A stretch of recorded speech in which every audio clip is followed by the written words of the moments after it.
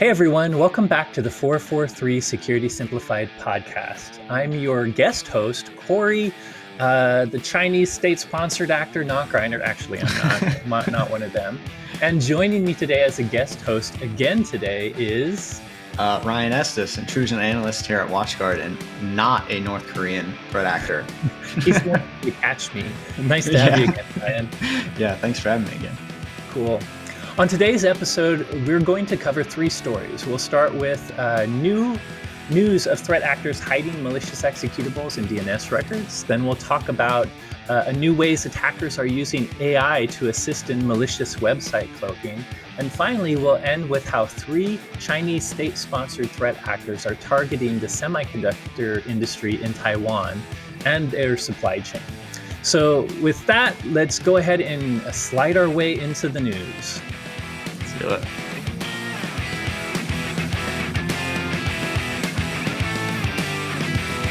So welcome, everybody. As mentioned, we have three stories today, and our guest host, as we mentioned, Ryan. But let's jump right in, Ryan, with the first story today, which is a company that actually is just down the street of WatchGuard Technologies, Domain Tools, finding malware embedded in DNS. So we will talk about that. But before we talk about that, let's kind of back up for a second and give a little background on DNS. I presume all our users, and of course you, Ryan, know what DNS is. It stands for the Domain Name System.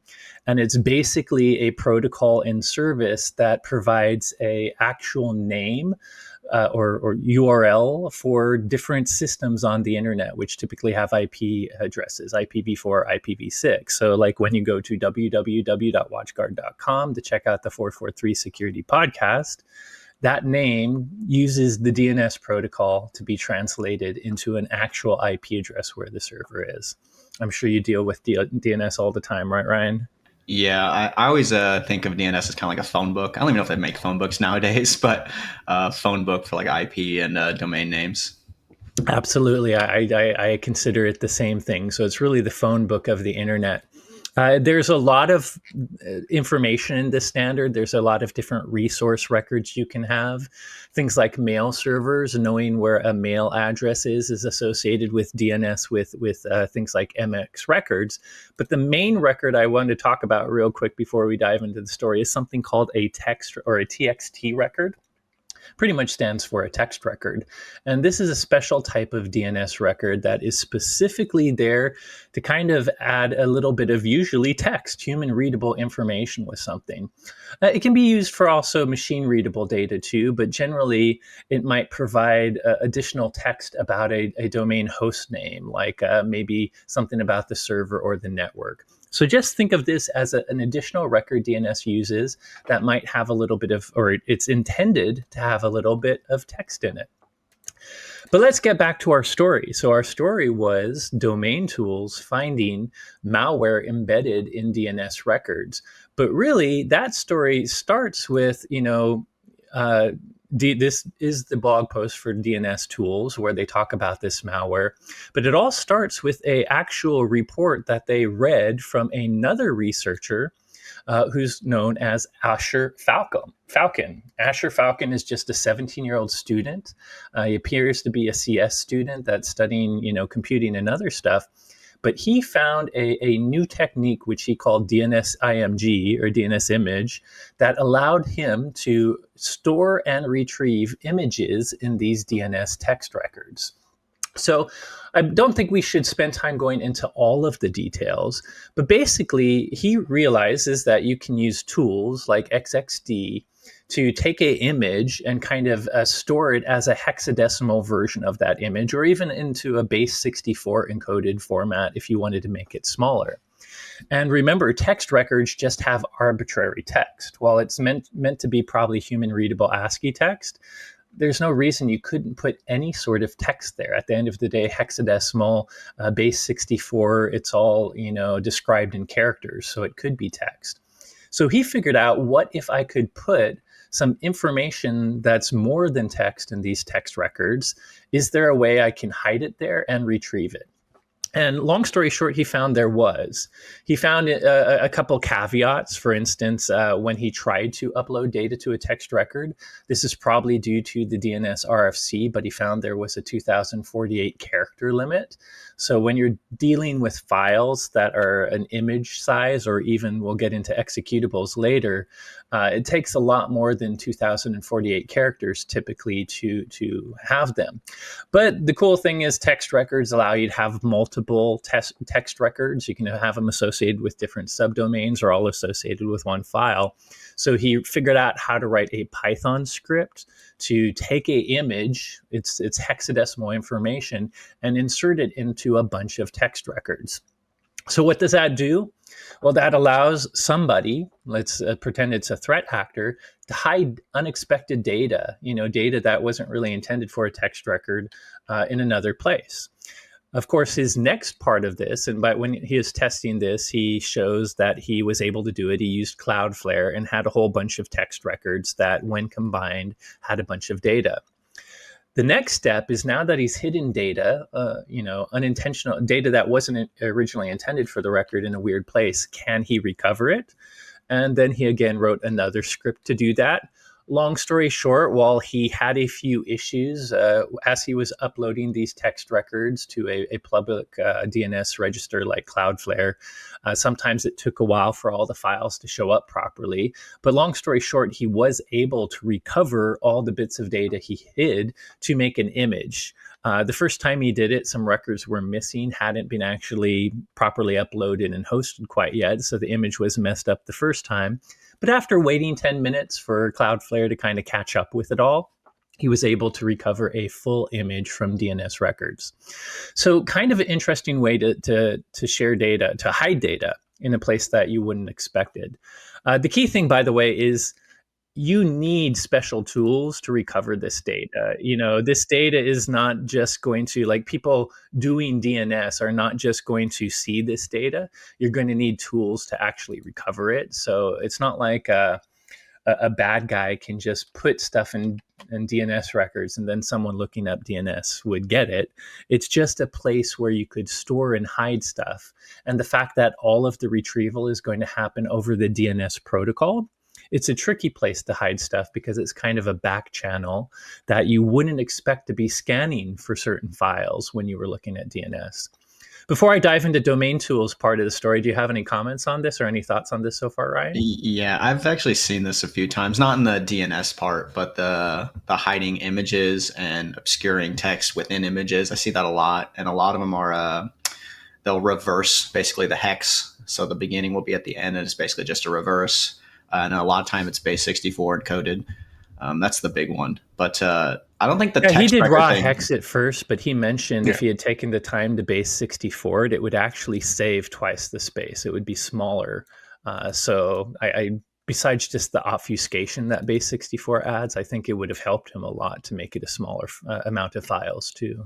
Yeah, and the 2048 I think is like it's like a hidden godsend for an attacker, because I mean 2048 is actually quite a bit of space for bytes. If you're like exfiltrating data or something like that, it's quite a bit. Or if you're doing like some sort of exploit that you need to do shell code, that's actually plenty of room to probably That's have plenty. Yeah, there's executable more code. than enough. But Yeah. the fact that they can't put it all into one text, so it can be kind of scanned saying, oh, this is like obviously an obfuscated script or like malware or something. It's kind of like a hidden godsend for them because it kind of obfuscates it further without them having to do anything else. So yeah, it's an interesting one, but there's precedent for it in the DNS records. I think Sunburst, the Cool. SolarWinds attack, did DNS exfiltration via text records. Oil Rig, I think, with the Iranian group, did that too. Those are the only two I can think off the I top of my remember head. some C2s, some command and control channels using DNS too. I'm not sure if it was specifically text records, but they could hide commands that a botnet could retrieve in text records. Yeah, it's mostly text records because it's just arbitrary text. That's what the text field is. You can kind of put anything there, but it's mostly associated with like DKIM and DMARC for cybersecurity purposes. But yeah, you can put anything in there really. Cool. Well, this was a research by a 17-year-old, but actually what happened was, of course, domain tools. If you haven't heard of domain tools, as I mentioned, they're pretty close to us here in Seattle. They're a company that does archive for domain and DNS records. They have not just the current DNS records, but they go back in history for a long time.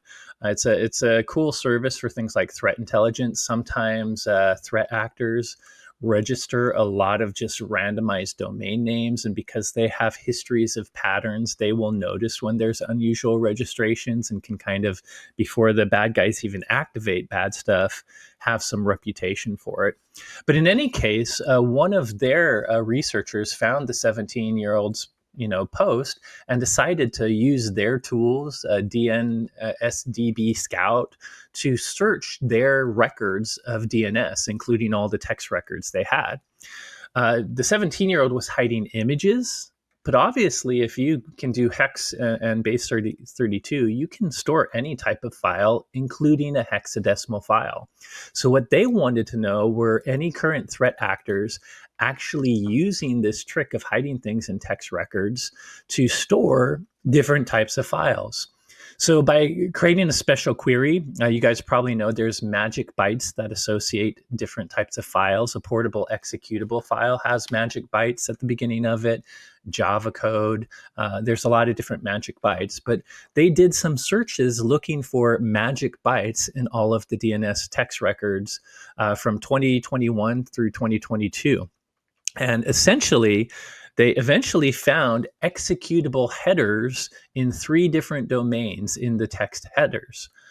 So they did a little bit of work to search into these, digging into one of the domains, which I'm not going to, by the way, don't go to any domains, but it was a subdomain of whitetreecollective.com. They found several hundred text records with a lot of data. They exported the JSON of all those text records, and then they used their own generative AI, tools to create a script that would take them and put the file back together. And they came up with a couple of different hashes for 2 different files. And it turns out these files were executable. They were the joke screenmate malware. Now I'm going to pause and say, actually, I wouldn't call it malware. I would call it the joke screenmate pup. Potentially unwanted software, because joke screenmate, the good news is this is kind of prank software. It will maybe pretend to be malware. It simulates pop-ups that talks about some sort of destructive action, like a virus warning or making you freak out because your files are being deleted. It might interfere with you being able to control your computer and display a lot of unsolicited content. But at the end of the day, it's not like real malware. It's just a pain in the butt prank program. So pausing there, I'm not sure if you know anything about Joke Screenmate in your malware research, Ryan, but any thoughts so far? I do. And WatchGuard has a signature called pup/joke, which we use for that, for all those joke ones, just like that.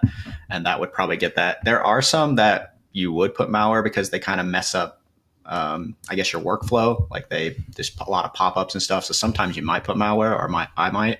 And we do have 2 designations for malware and pups. So sometimes we can designate something a pup and it still be a malware, aka it's removed from your computer, unless it's quarantine, which is a pup. So it depends on telemetry, kind of what it does specifically. But yeah, it would most likely be a pup joke.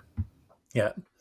And the point of this, by the way, is it makes that 17-year-old's research more dangerous, right? It's not just images you can hide there, but now this text record back channel is something that you could put executable files. And again, why is this scary? I mean, malware comes down in a lot of ways. We have different scanning capabilities. By we, I mean, the industry with security software. But think about it. We may not, at least at a network level, scan DNS in the same way for malicious files because it's not really intended to deliver those files. So this is, the way this is pulled down over port 53 UDP may not be something your particular security tool is scanning.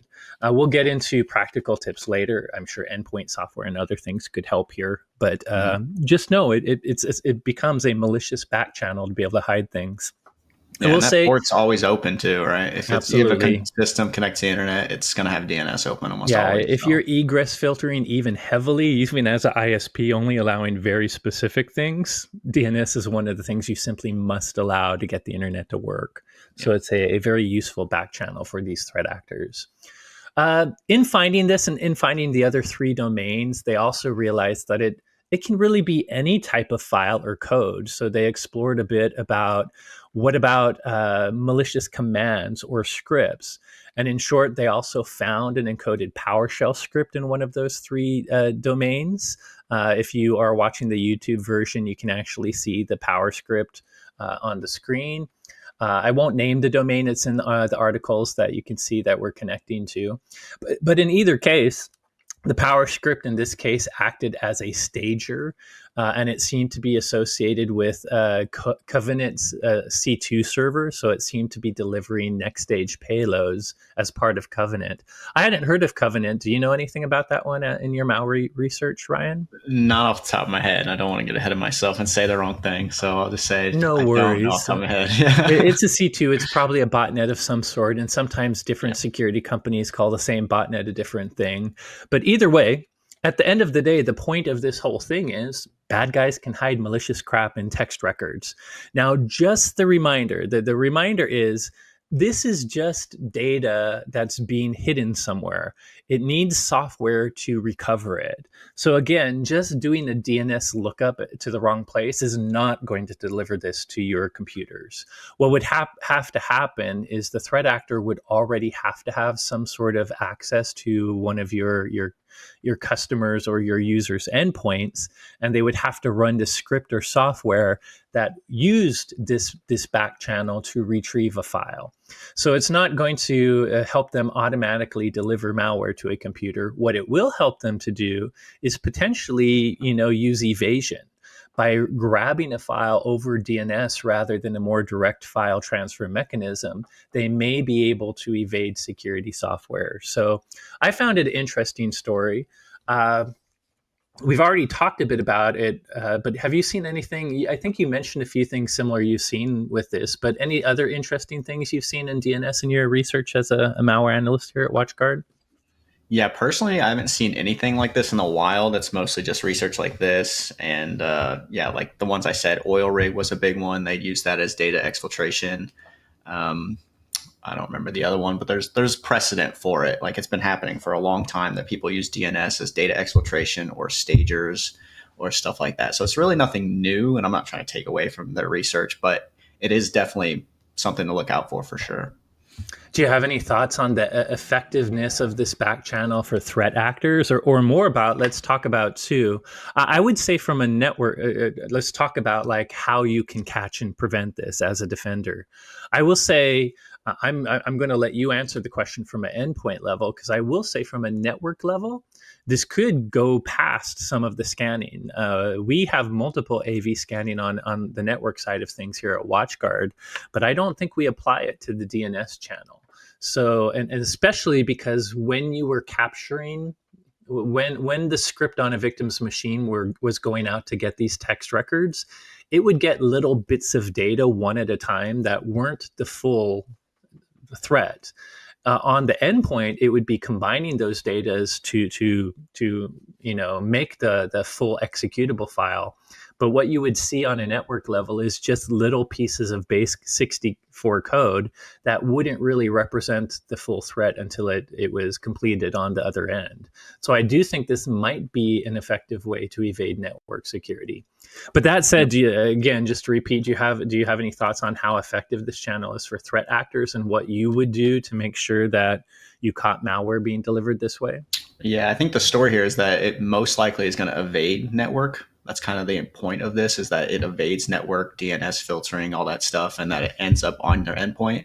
So the effectiveness of your endpoint behavioral heuristics is going to be big here, because the payload is going to be delivered, but once it's ran, or if it's scanned before it's ran, then that's where you're going to catch it the most. So I would say Yeah, your the chance endpoint. are the script would have to, as it's putting the pieces together to make the file, at the end of that, it would actually try to write the file to the hard drive even Yes, before it ran the file. And maybe the endpoint could even catch it right when it first got written to the hard drive as a fully, remade file. hopefully. Yeah. That's the hope. But either way, as you mentioned, even if not, luckily our tools like WatchGuard EPTR would catch it during runtime as well, or would have chances to. Yep. Cool. Well, interesting, as you mentioned, maybe not the newest story despite the headline, because we've seen people use DNS before, but I found it was interesting. Definitely. So let's move on to cloaking. I'll talk about what cloaking is, but there's another interesting story that came out this week that talks about how threat actors are using AI cloaking tools to enable harder to detect cyber attacks. Again, let's actually pause for a second and do a little definition and background. What is cloaking? Cloaking is just a term that we use for when threat actors are trying to hide their malicious web content. Or, by the way, this is often used with both shady malware ad sites, meaning it could even be legitimate advertising, but advertising that's using shady techniques to get in front of you a lot, or malvertising. Malvertising are when threat actors use kind of affiliate ad sites where they can place ads to actually deliver malicious JavaScript code. Anyways, what has happened is obviously threat actors over time know that there's researchers, there's people like you, and people at many security organizations that scan the web to try to tell the difference between malicious, good sites, legitimate normal sites, and sites that are delivering malicious stuff via JavaScript or any other vulnerabilities. So, and same with search engines, right? Search engine people use robots to crawl the internet. And over time, because malicious sites do pop up, they use their systems to automatically try to figure out reputation of these sites to see if they're doing anything bad. So obviously, website reputation is a big thing. It's how we drive a lot of our threat intelligence for things like our DNS firewall and stuff. So that has caused, really, this is not new. Over the past 10 years, attackers have started to use cloaking techniques. At the highest level, these are kind of manual techniques where if I'm running some sort of web page, a malicious server, one of the things I can do is pay attention to everything about the traffic coming in from my visitors. Let's call my visitors victims because I'm a malicious site. I can do things like JavaScript fingerprinting. I can use JavaScript to look at the agent header, figure out what the browser is. Right, a normal user would use things like Chrome, Edge, Firefox. But if I see a really weird browser client that's used by an automated service, or there's lots of web clients that are used in automation to do things. And if I think about it, a security researcher or a robot wouldn't be coming from a real browser. They would be coming from some sort of unusual automated browsing platform. That might be a sign that the person coming to me is not a human. It's some sort of search robot or researcher. I can pay attention to geolocation. What is the IP address of the client? Why is that important? If I'm a threat actor, I might have a list of known IP ranges that the FBI or law enforcement or government or security companies, including security research organizations, come from. So it might be able to tell me, oh, this is probably a security researcher or some sort of authority that's coming to my site. And that's just some obvious things you could look for. There's all kinds of other things that a web server could look for in that client's headers and IP address to try to figure out where they're coming from. And so, what is cloaking? If I'm a malicious person hosting a page, I do those things. And if I see, oh, this looks like it might be an automated service, or maybe it's a country, maybe I'm a Russian threat actor and I don't want to infect Russian people. If I see it coming from places I don't like or don't want to infect, I will give it a clean page. What my web server will do will give it a result that's a very benign kind of blank white. It could be whatever the fake content is, but it is a page with no maliciousness at all. So if it is a researcher looking for malicious code, it gets back a cloaked page that has nothing wrong with it. On the flip side, obviously, if I detect it's coming from a bad place or from a place I don't like as a threat actor, I will give it or a place a normal victim. If it looks like a normal human, someone I do want to affect, then I would give it my real malicious page, the page that I really want the victim to go to do something bad.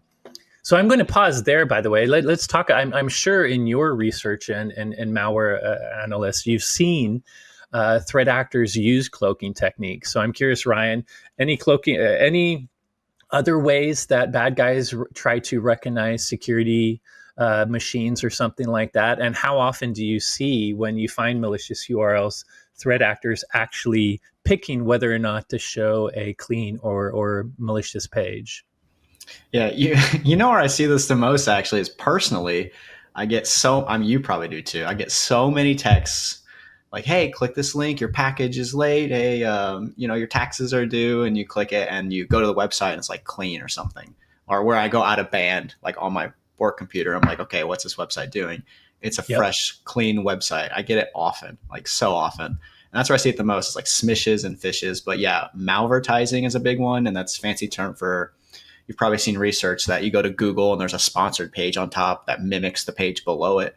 But the sponsored page, they like boosted the SEO to make it high up on the list, and you click it and it delivers malware. But if you're on the wrong machine, if they fingerprint it wrong, then it's just like a fresh white web page. Or sometimes they Yep. do the status like a 200 code. But those are where I see it most, and it actually irks me. That's why I'm laughing, because it makes me so mad. I have to silence my phone every day because it's just constant ding, ding, ding just going off. And it's usually Yeah. those smishes.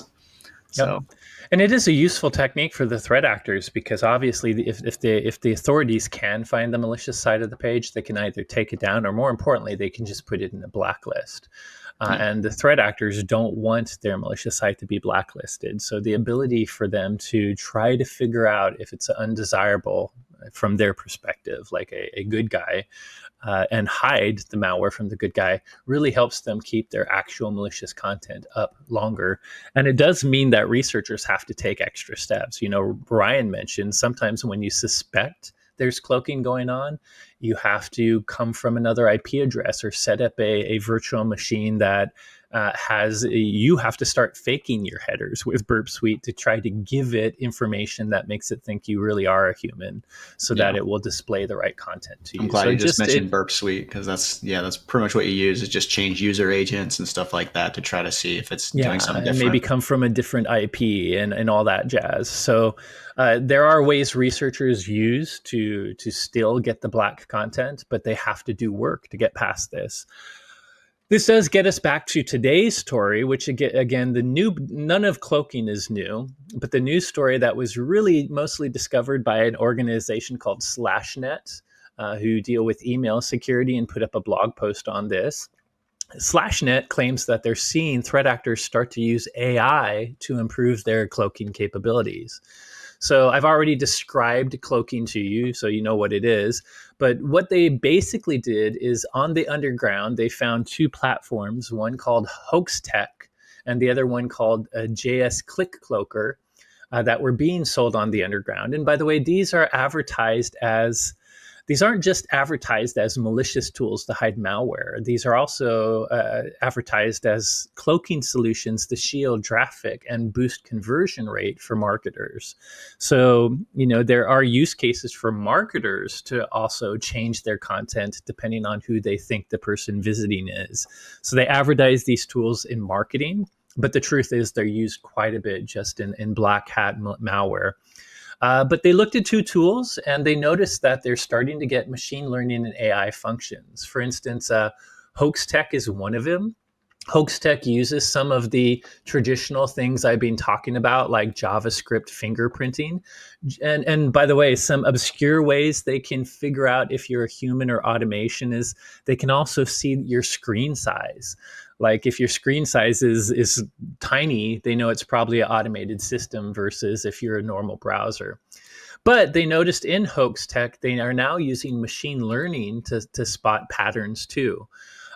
So taking advantage of machine learning and the fact that the people making these technologies have created databases of of what a normal human looks like versus what different types of automated crawling technology looks like. And the machine learning helps them self learn so that they're just not analyzing the patterns we already know as humans to look for, like the user agent, but they're analyzing all kinds of patterns in that header traffic based on the people or based on systems in the past. So, anyways, Hoax Tech uses something called MatchX AI. And it also, the other thing these technologies are looking for is to avoid crawlers and bots, whether they're security research crawlers that try to get web content to see if it's bad or not, or search engine. These bots are often updated and change their behavior. So it really is a cat and mouse game for these cloaking people versus the actual crawling and security people to change up what their clients look like to try to become a normal victim so that they can see the black site. But MatchX AI allows Hoax Tech to adapt over time. JS Click Cloaker, same thing. It's something that advertises as bulletproof traffic filtering with AI. They call it a bulletproof cloaker. But long story short, they too have a lot of traditional manual ways to identify if a visitor is bad or good. But they specifically mentioned they have a huge database of historical queries, and their machine learning pays attention to 900 plus parameters that come from a visitor. And thus, even if the software the good guys use or the bots the good guys use to try to become a normal human change, this machine learning helps them detect whether it's a human or something more automated.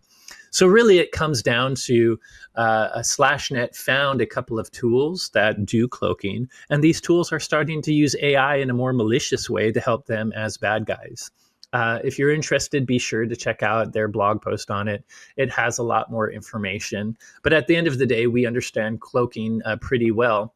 So let's talk about this, Ryan. First, do you think the AI is going to improve this? I mean, how bad is this as a security researcher when you're just trying to figure out code on a web page? Is it hard to get the black page? And do you think AI is going to make it worse if they use these AI tools to identify you as a researcher? Yeah, personally, it is hard because I don't see it a lot, so I don't really have a ton of experience doing it. A lot of my experience is on like web development or web application hacking, like just kind of research wise. But yeah, it's a lot of it's just like the user agent guessing and IP address changing and site inspection. It's like the three main one. But I think you mentioned earlier we use a lot of website reputation tools. That's a big one. Is the low hanging fruit is like, I don't know this website. Does VirusTotal have anything on it? Does any of these feeds we use have anything on it? That's kind of like my first step, and then I'll go into like site inspection and Burp Suite stuff like that. But it is difficult to detect it, and the more I see stuff like this, the more I feel like AI is advantageous more to attackers, to be honest, because the cat and mouse game relies on the mouse, cybersecurity, being reactionary. We're a very reactionary industry. We react to basically what attackers do. And so it's giving them more tools to basically perform their attacks before we can react to it. So it doesn't mean AI is not good for defense and you can't detect things, but I think it just makes the attackers faster in doing what they want to do. And so we have to react faster. And I don't think we're there yet, to be honest. Cool. Do you have any I will say this is something that I hope the listeners, like if you're a normal computer browser person, you shouldn't have to worry about this because the truth is, by the way, you would probably get the black page right away. This is more something security companies like me have to worry about because we want to give you the threat intelligence. We want to make it so when you click on a bad link, you never have a chance to get the black page because we already know it's there and we prevent you from going to the bad page in the first place. So I do think this is more an issue for the security community trying to help give threat intelligence and on bad sites. But do you have any thoughts on like I think we've talked about ways we might defeat this manually, like using burp proxy, which most people can't do, but to change our headers and look more like a normal victim. But do you have any other thoughts on how you might, combat this as a security group? I'll go into some tips that SlashNet shared as well. Yeah, I was going to say, I think it comes down to the endpoint mostly because it's going to be a thing of if you are the targeted victim, it's most likely going to be downloaded unless it's blocked by firewall or something. So again, it comes down to heuristics and, like I said, kind of AI on the defense side, but Yep. we're still working our way up there.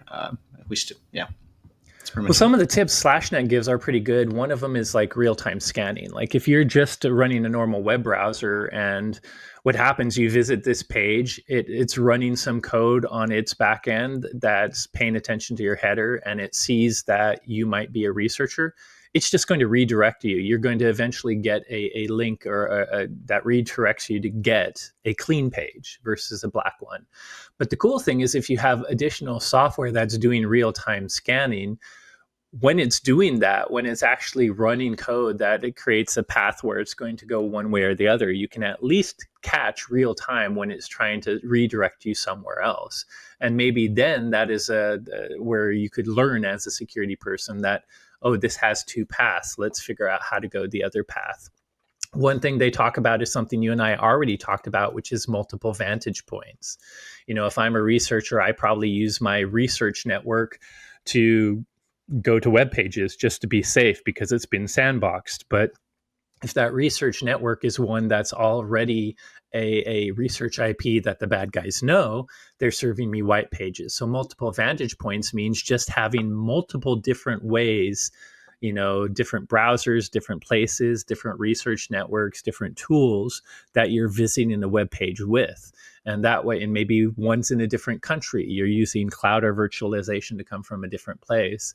And that way, even if your primary research sandbox sees a white page, if you automatically try it from multiple places and see any sort of difference, you know something's happening and you might be able to get the black page from the other one. And the last thing is heuristic signals. There are, I mean, the cool thing about web traffic is the client is, you know, at least if it's local client-based JavaScript, you're going to see things that run and you're going to be able to maybe realize, oh, this site is doing things to try to fingerprint me. So some more advanced tools might be able to recognize sites that are looking for indicators or running scripts or doing things that might be a sign that this site is cloaking something and maybe I need to do something to look at it deeper. But either way, I found it was interesting. AI is big in as far as a buzzword for both security and malicious use. And I did think this is an interesting new way threat actors are using it that could make cloaking a little better. But as you said, I do think we will figure it out in the security community. Yeah, I think Any number closing three is thoughts kind on of that one? yeah, number Oh, three is sorry. interesting, the heuristic signals, because I feel like a lot of websites do some fingerprinting already of some That's fashion. true. So, I mean, what are you going to What false fingerprint that's not like, positives can yeah, you be what's sure it the really is malicious? And that's absolutely sure. That for sure. That's one of the issues with this is cloaking is actually sold to marketers too. They want to know who you. They want to. They're doing it for a different reason. They're not necessarily trying to send a black page to you, but they want to know where you're from, who you are. They want to know lots of analytics so that they can deliver custom pages to you to market to you well. There's even things like if you go to buy airline tickets and you have a Safari user agent header and you have a Mac, they realize you might make more money. And instead of a black or a white page, they might show you a higher price if they suspect you're a rich visitor. Then they would quote you the lowest possible price if they suspected you were a less affluent visitor. So you're absolutely right that legitimate sites might use these same fingerprinting techniques for a quote unquote legitimate reason. So, how do you tell the difference of if you really have to research it as a bad site? yeah. It's difficult. I guess we'll find out as we continue to find sites that use AI to cloak themselves. Yeah, they'll be more ubiquitous probably as time Uh, goes on. So let's go to the last story, which I find kind of interesting, which is about Chinese hackers, specifically state sponsored attackers, targeting Taiwan's semiconductor sector. So this actually comes from a nice bit of research released by Proofpoint, an email security company. At the highest level, their findings found that between March and June of this year, three different Chinese state-sponsored threat actors have been targeting, using targeted phishing primarily to go after Taiwanese semiconductor companies and their supply chain. And talking about the supply chain, the organizations ranged from the manufacturing to design of semiconductors to the testing companies, but also wider equipment and service supply chain entities, including financial investment analysts, which we'll get into. And I think the takeaway proof point makes is that right now China's strategic priority is to achieve self-sufficiency with semiconductor creation and intellectual property. And in light of the U.S. and Taiwanese adding more export control, they're trying to get as much information as possible so that they can continue to be self-sufficient with creating their own semiconductors. But let's dive into it. Basically, I think because Proofpoint has high level information, high level ability to see into email, they really started recognizing a number of different phishing campaigns happening. And there were essentially three different threat actors they found. Most of these campaigns, or at least the primary one of these campaigns, was used to deliver something called Cobalt Strike. I'm sure you've heard of it, Ryan. If you have, do you want to describe what Cobalt Strike is? If not, I will. Yeah, it's kind of like an all-in-one Swiss Army knife tool for basically it's a legitimate tool, but a lot of cracked versions are out there that threat actors use, and I see it all the time in ransomware. But basically, it allows you to kind of like do C2 command and control communications. You can download more payloads. Yeah, I mean, you create payloads, and it's Yeah. kind of just like an all-in-one. You can do everything, and it's used as a backdoor tool. So it's kind of I saves call it an exploit framework, and framework. really the easiest way to describe it is Metasploit. If you know what Metasploit is, Cobalt Strike is very similar. It's just it's a commercial one made by a company that has more up to date, more up to date exploits and capability because you pay for it and you even pay for a service to get new exploits. As you mentioned, it's sold legitimately really for the good guys, red teams. Like it's a pen testing tool. We use it to, if you're doing a pen test, an active pen test against the organization, besides once you've identified there's some flaw there, you can actually use Cobalt Strike if it has the exploit in its pack. You can use it to actually exploit that flaw with, as you mentioned, different types of payloads that happen. Same with Metasploit. If you ever played with Metasploit, it's like that, but commercial. But as you said, malicious threat actors use Metasploit and Cobalt Strike just as much as good guys. And in short, at the end of the day, the main campaign was designed to either deliver a Cobalt Strike package or a custom version of something called Voldemort. Voldemort What a is a name. backdoor that Proofpoint saw before. You mentioned it. Have you heard of Voldemort before? No, this is the first time. It's a great name though.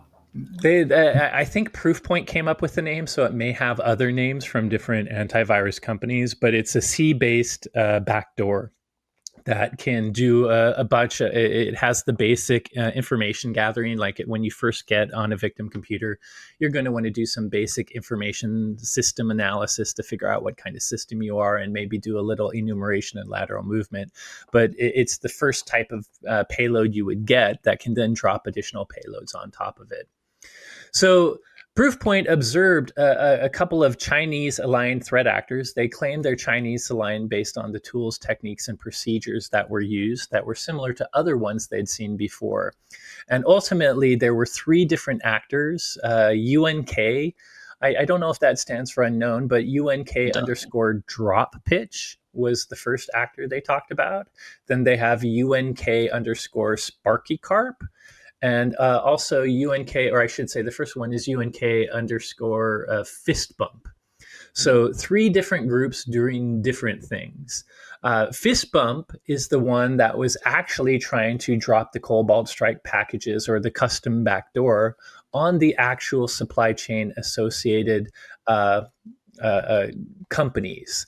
However, drop pitch is one that targeted multiple major investment firms. So they're going after investment firms. However, these were specifically investment firms that invested and analyzed the Taiwanese semiconductor industry. So it seems related to the fist bump thing. And finally, UNK Sparky Carp was just a credential phishing campaign that seemed to come from Chinese state-backed sponsored attackers, and it was a pretty normal targeted phishing activity that had a adversary in the middle kit designed to basically capture credentials. So presumably SparkyCart might have been what captured some credentials that the group Fistbump might have used to actually deliver some of the Cobalt Strike packages if phishing didn't work. But let's first talk about Fishbump, which is the main campaign. Fistbump was targeting the semiconductor manufacturing and supply chain itself. This was a targeted phishing email, and really it was someone posing as a graduate student. So the email would come from an actual Taiwanese university. It appears that they got a compromised account from this university. So it would come from a university, and it would be a student that you might want to hire at a semiconductor company. And by the way, it was in Chinese, but on the site I'm showing, you can see the English translation of the email. But it's basically saying, hey, I work at this university. I have a great background in what you need. Enclosed is my CSV and introduction. Grab that and check it out. The first interesting thing, though, by the way, is this quote unquote student is delivering his email with what was typically either a password protected zip file or archive or a PDF attachment. The PDF attachment, by the way, if it was that, going to the PDF attachment would contain URLs that also went to a zip file that was password protected. So the first kind of giveaway to any smart person is I don't think most people send resumes or CVs as zip archives, let alone a PDF that downloads one. And second, password protected right away. If they're putting a password on a archive, you should be concerned. I heard you speak up. Any thoughts there so far? No, I was just laughing. I was in Zip, but it also says they're either hosted on Zendesk, which I think is very interesting, or a file sharing service. But the Zendesk is actually interesting because it gives it a little legitimacy. Yeah, we use Usually Zendesk, so different. it makes it seem like the download is coming from a place that's not that dangerous. Yeah.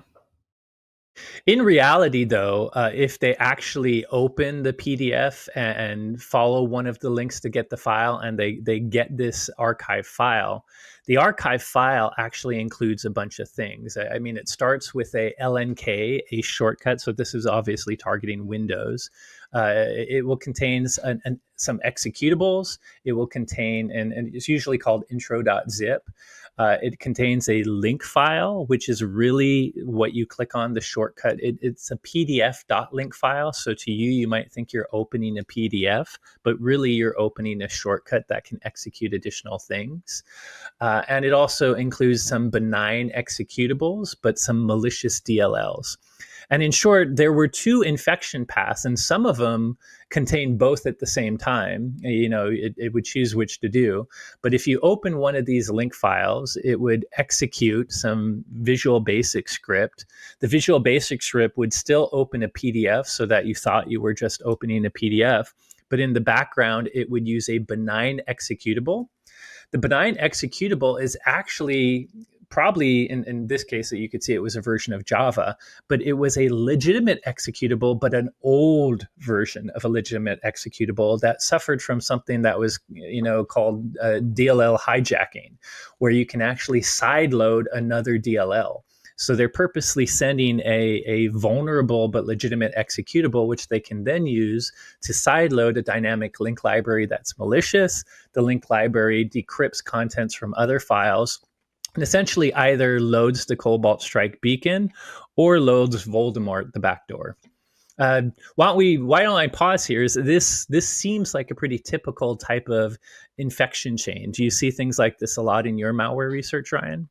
Yeah, a lot. LNK I see a lot because they're simple. They're basically just a shortcut with a string that's almost always a downloader or a dropper, usually downloader because it's short script.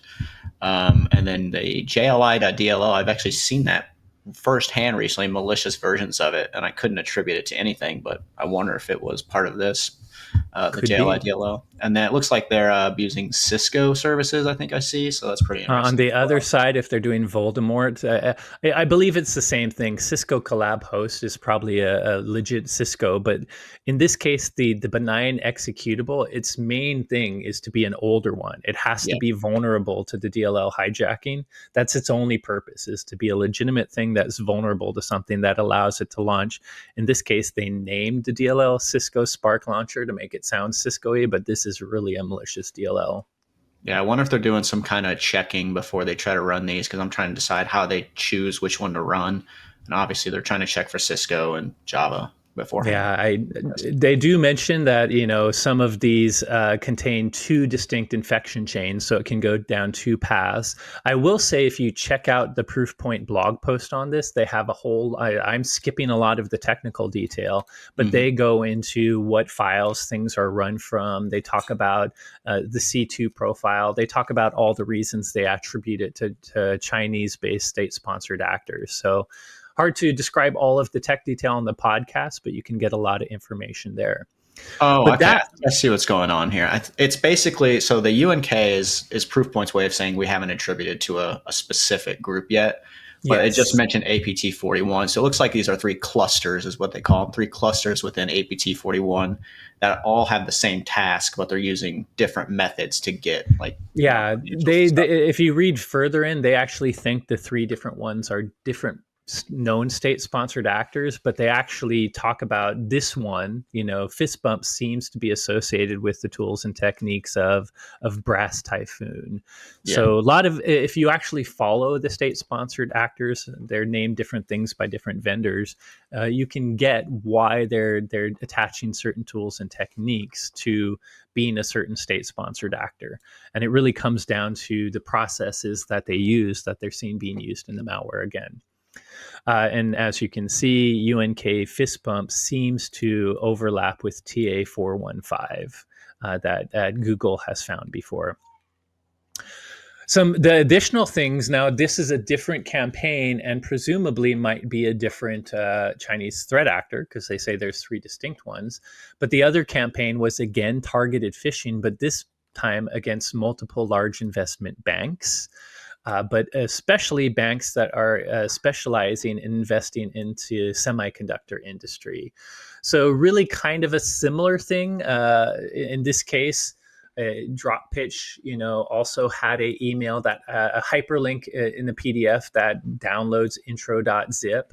Again, they were using benign executables that would sideload, but this time it included a backdoor called healthkick. This backdoor, they go into a lot of detail of where the command and control IPs are. This backdoor happens to connect over TCP port 465.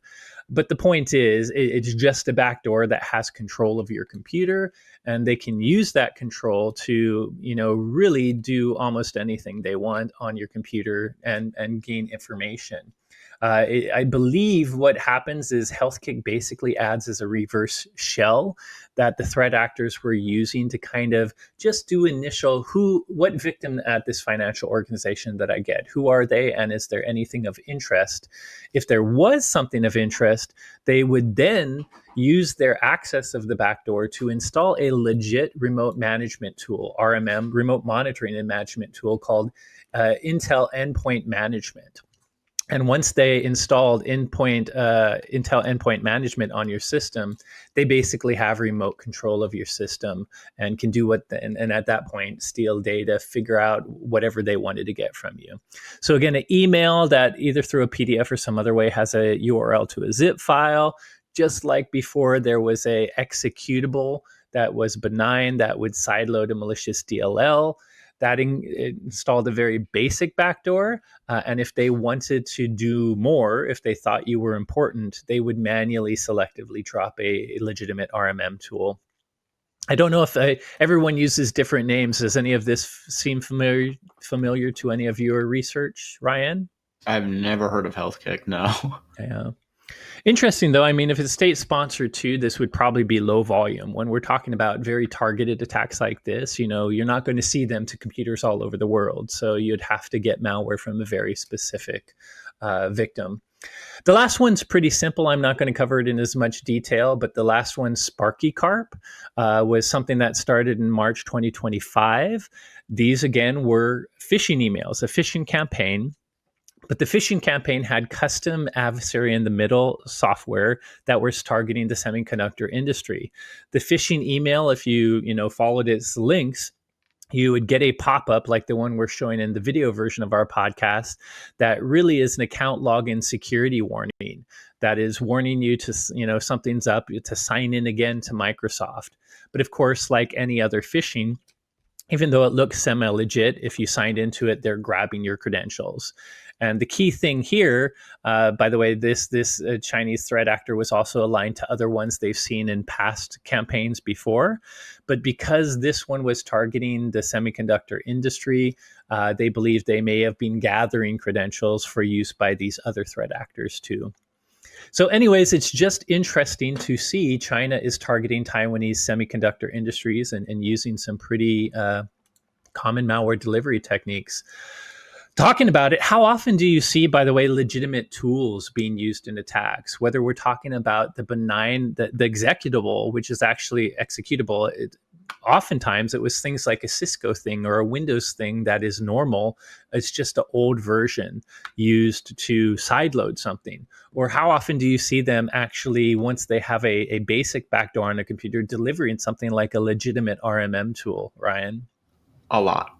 Yeah, a lot. So I feel like more and more attacks are basically just leveraging trusted tools to further their goals. Living Like off the remote, land. yeah, remote It's a management is form the of big it. one. Yeah, And yeah. we see those all the time. And it's actually tricky because a lot of our user base, our customers, they use remote management as legitimate purposes. So we can't, if we block those, that's really inhibiting their An issue. workflow.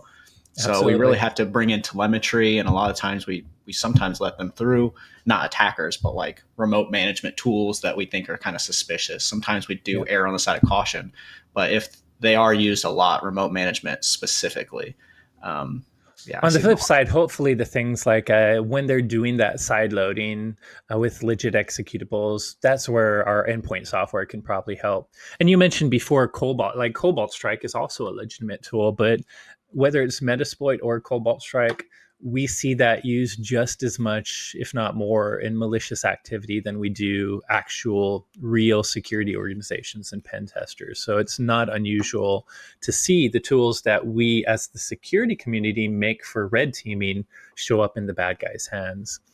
The So Cobalt do Strike you one's have kind of easy, by the way, because you get legitimate versions and obviously not like cracked versions. And almost every time the cracked versions malware or related to a malware group, absolutely. This they is would just why we export it. tell people to, besides just the legal reasons and the ethical reasons, not to pirate stuff. Nothing in life is often free. Piracy often funds the fact that they can spread piracy on different servers by hiding malicious content in it as well. So be careful with cracks out there. Yep. Do you have any thoughts on? Let's just talk about the first one, where the lure seems to be. We're seeing a lot of either fake jobs or fake employees as a way to lure victims, either a victim from an organization or a job seeker. In this case, they were targeting HR organizations in the semiconductor industries with fake job seekers. Any advice for HR, besides, of course, obviously having our software, both network and endpoint, that would have caught that malicious zip file? Any thoughts for how you avoid this type of thing? Oh, poor HR. I would say if the position's important enough, like if it's a higher level position, then you want to gear towards in person interviews. I think we're getting back to that because of the remote nature of our work, and AI can spoof someone, and you can be a North Korean IT person or something.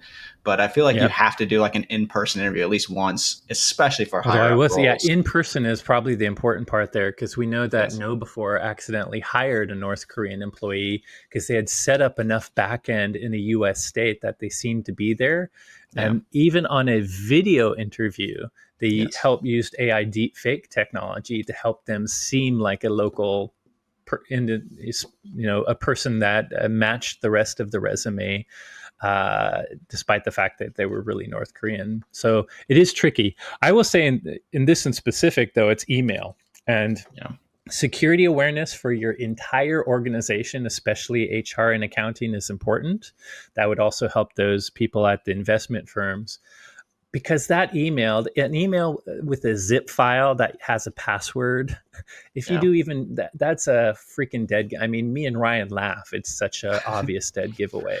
Yeah. I've seen definitely resume people send PDFs or Word documents with their resume, but a zip file, there are indicators there that an HR person should know just not to interact with that email at all.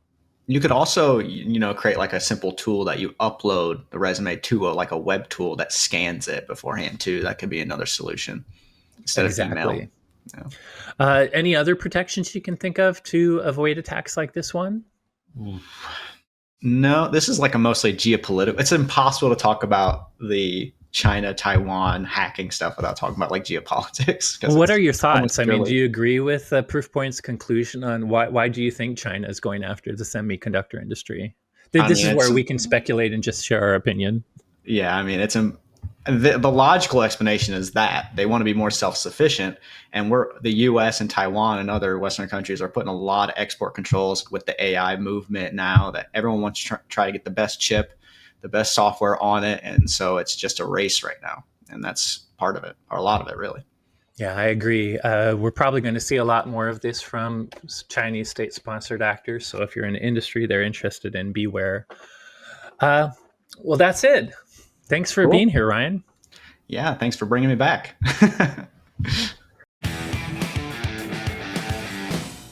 Hey everyone, thanks again for listening. As always, if you enjoyed today's episode, don't forget to rate, review, and subscribe. If you have any questions on today's topics or suggestions for future episodes, you can reach out to us on Blue Sky. I'm at SecAdept at bsky.social, and you can find Mark at itsmark.me, which will also redirect to Blue Sky. We're both also on Instagram at watchguard_technologies.